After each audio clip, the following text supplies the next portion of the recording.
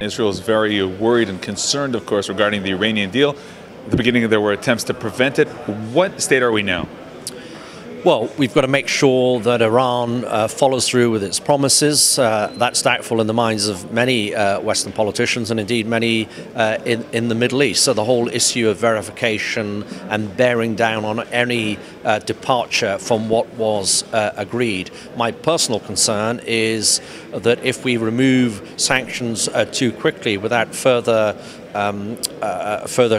guarantees from Iran, that those funds could find their way into the hands of Hamas and Hezbollah and indeed other terrorist organizations around the world, which is not only a threat to Israel, but of course to the United Kingdom and other countries as well. Where does Britain stand on this issue? Well, the United Kingdom has been very much involved in getting this comprehensive deal.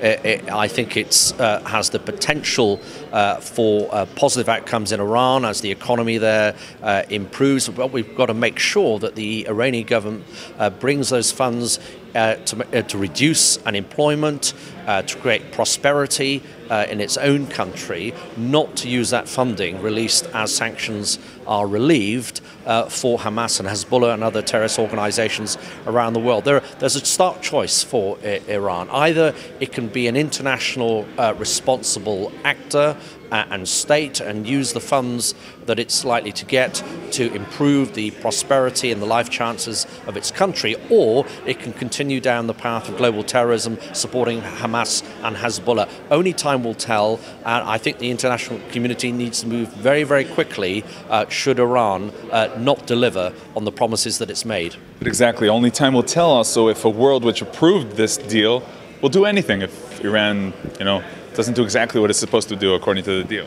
Well, the fact is that we need to keep a very close eye on Iran. We need to ensure that the International Atomic Energy Agency and other international bodies closely monitor Iran's activities. And of course, the important point here is the Iranian people themselves. As they see more crude oil money coming into the country and more flow of income and investment into Iran by perhaps Western countries and companies, then we've got to ensure the Iranian people hold their own government to account, as well as the international community. Now, another topic, of course, is the boycott of products from Israel and specifically sometimes from Judea and Samaria. What are we seeing in Britain and the United Kingdom? Last year there was an important case brought before the UK Supreme Court, the highest court in the United Kingdom, and that was the Richardson plus others versus the Director of Public Prosecutions.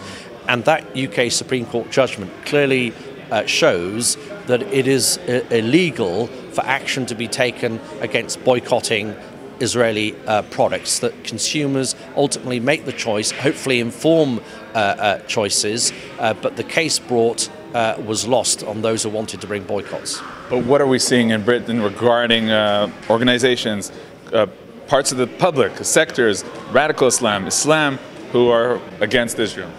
Well, look, we have three elements. There's universities, there's companies, and there are countries that take a view on Israel and boycotts. On universities and academics, there has always been a minority that perhaps take a different view to me on Israel. There may even be an element of anti-Semitism rather than anti-Israel sentiment in some small elements of British academia, but they are a minority.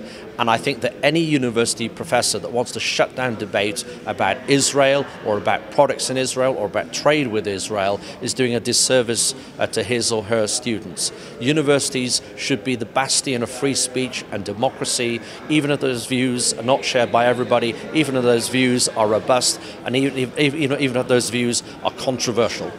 In the UK, how do you stay politically correct? How do you stay correct and fight radical Islam without, going in the wrong way?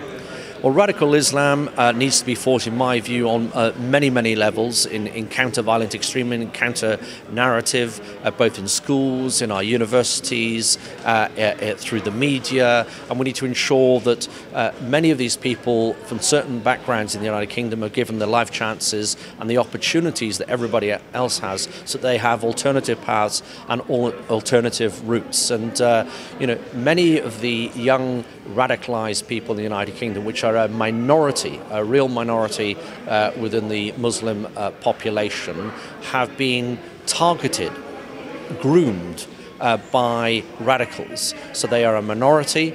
We need to counter that radicalization. We need to counter the poisonous narrative that is purported, which is propagated by, as I say, a small minority within the United Kingdom. And the government, the United Kingdom government, with support from the opposition, are doing that.